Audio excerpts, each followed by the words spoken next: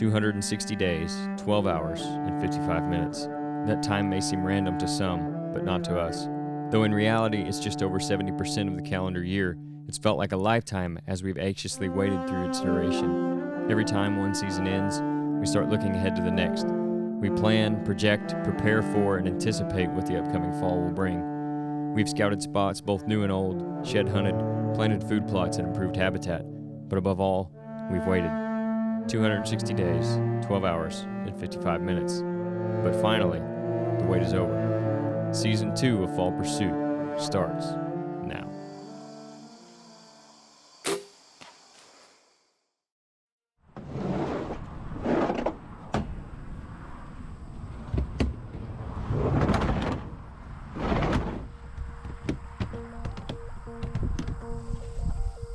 The second day of the season brought with it moderate temperatures that were perfect for an evening sit. With hopes of filling my first doe tag of the year, I head to a spot I haven't hunted in nearly a decade. Hey everybody, it's the first sit of 2024, season 2 of Fall Pursuit. Welcome back. We're excited about it. I'm excited about it. The whole season and tonight. It's a pretty cool evening. It's about as cool of an evening as we've had as far as temps go. I'm down in this shady little bottom of this bean field. It's kind of a filter strip between the field and the creek. It's a spot I've hunted probably 10 years ago now. I haven't hunted it much since, but I know there's good deer that use it. I don't know how early, but there's definitely been does down in here. Actually, it's a little after 4:30 right now. I was wanting to get in here and get set up about 45 minutes earlier than I did. And had I done so, I probably would have had one killed because a doe did come up behind me as I was setting up, and she ended up spooking off. I'm expecting them to come out of this bottom and work their way to this little patch of beans over here that's still green. Most of them are turning, but there's just a little bit over here that's still green that you can tell they've been eating on. And there's a little bit of a gap right here, a pretty good opening in this fence row. So I expect them to work down here in front of me. I'm not very high off the ground. I just did a hang and hunt this evening, but I think it could work out. I've got plenty of cover. It's going to be tight quarters if they do come out, but I'm excited about it. Going to try to get these new broadheads I got into one. I'm shooting some Bloodsport arrows this year. I had them. They're micro diameter, so I wanted to try them. I've had them for a couple of years now and just never sold them, so figured I was switching broadheads I'd switch arrows to and try these. I've also got these Magnus Buzz Cut 125s as well. They've got bleeders on them, so I'm excited about trying to use them. They're real similar to a broadhead I used several years ago that I really liked. So hopefully we'll get to put them to the test tonight on an old doe. That's the plan. Appreciate you guys being back with us for season 2. It's going to be a good one, so stay tuned.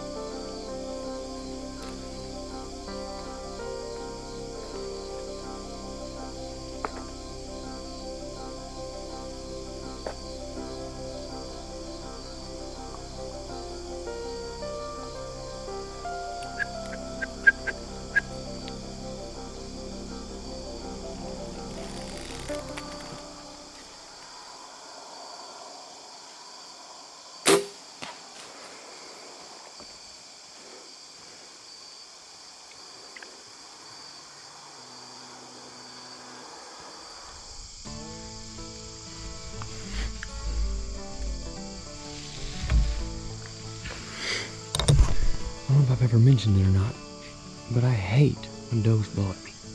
So she came in here. It's probably the same one from earlier when I was setting up that came in behind me. And she got down here and my thermals are pulling right down into this bottom. There's just not enough wind out of where it's supposed to be out of. And she got downwind and blew and she ran off, and I grabbed the turkey call, and I actually called at her with a turkey call. She came back and she blew some more. Well, she messed up and she got out here about 35 yards. And I held low, just a touch back. So I thought she was quartering a little bit anyway. I thought she might wheel, and she did. I think I hit her good, so she'll be on the board for 2024, first sit of the year.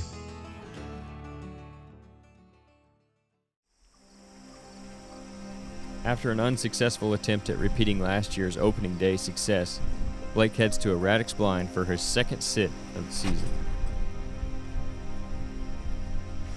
How's it going, everybody? It is October the 6th, and I could not be happier to be back out in the tree stand tonight, or actually the blind. It's my second sit of the year. I'm oversitting this brand new food plot this year that we made back early midsummer.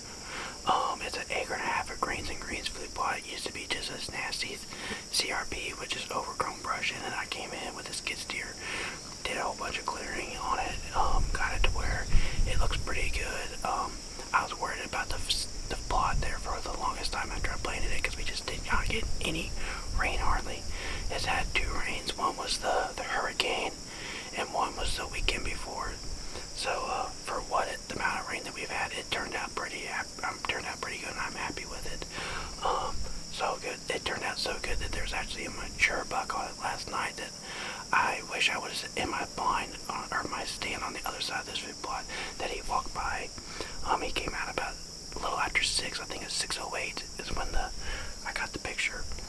So hopefully he makes that same mistake, but on this side of the plot tonight, I don't have the wind to hunt that tree stand tonight, but I had the wind to hunt this blind that I have set up. This is also the first day of the red moon, and I'm a fairly decent believer in the red moon. I've had lots of success over the years with the red moon, and I hope it continues tonight. To at least maybe I can lay eyes on what I call this buck that I think is the Tyrac 10. He's a mature buck. I just don't know if I want to shoot him or not. I like to see him before I make that judgment. I also like to see what the buck I was after on opening night, the Big 10, and maybe even the 8-pointer that was around there the same time as the Big 10 was. I got pictures of the Big 10 pretty decently, but just never in daylight except for a week ago today. I'm hoping to at least lay eyes on him tonight, which would be extremely encouraging, a big piece of the puzzle to me, hopefully sealing the deal with him. But we're going to sit back and see what happens tonight. I just had a fawn come into the food plot for about 5 minutes, and it just worked back off in the brush. I'm sure it was just getting a little eager to get out and eat tonight. So this also is right next to this big double crop bean fields. Surprisingly, it's still fairly green. It's like one of the last few remaining green bean fields around here. So that's also very gonna hopefully help me sell them tonight. There's that fawn back out there, but we're gonna sit back and see what happens tonight. Thanks for tuning in to Fall Pursuit.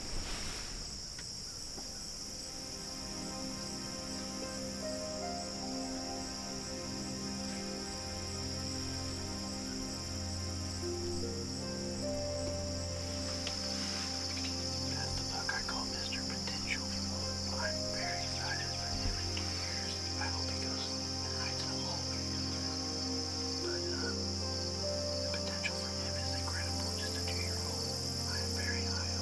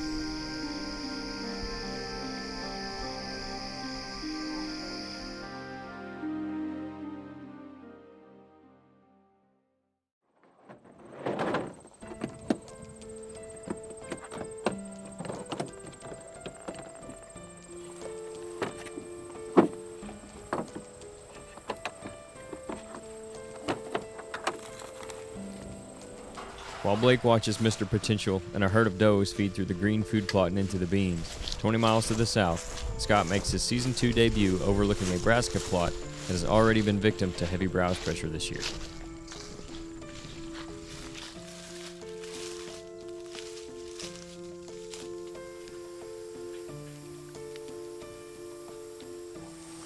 Hey everyone, it's the first weekend of bow hunting season in Illinois. We're at the cabin and it's hot. We're going to try to relieve a little browse pressure off the food plots. We got plenty of does out here, so maybe we can knock one down.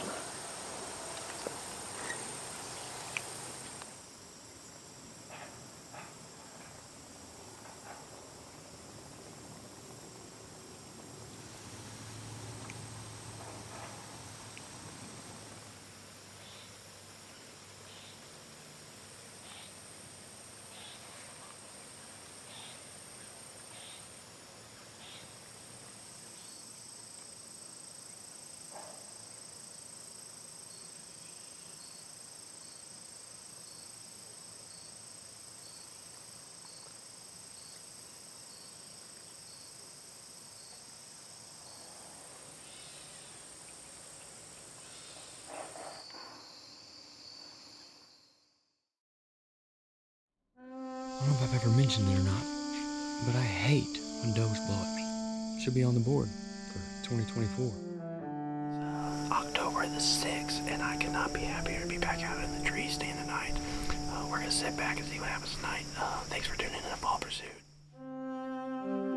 The first week of the season is often filled with more anticipation and high hopes than it is success. While we were able to take care of some does and see some up-and-comers on the hoof for the first time, we've yet to lay eyes on any of our target bucks. The ones that haunted our dreams throughout the off-season. The mature Midwestern whitetails that keep us coming back through all the slow and warm early season hunts. They are the deer that make all the time and effort worth it. They are the true ghosts of the timber that we continue to chase in our fall pursuit.